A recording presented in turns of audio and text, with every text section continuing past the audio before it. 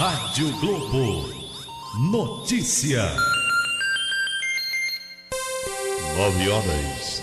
Câmara aprova o Estatuto da Juventude. 3 pessoas são detidas com drogas em Caratinga. Nova Expo Agro abre as portas para alunos de escolas de Valadares.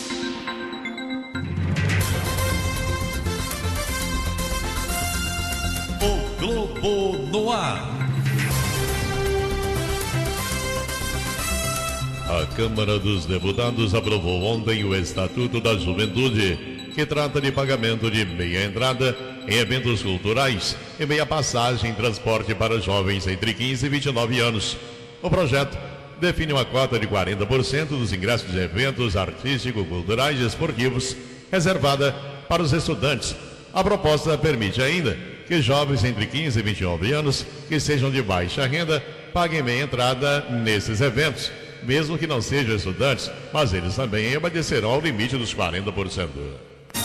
Flashback Hits Pop Song. Samba Ludo é som de se amarrar. Vai nessa que é uma boa.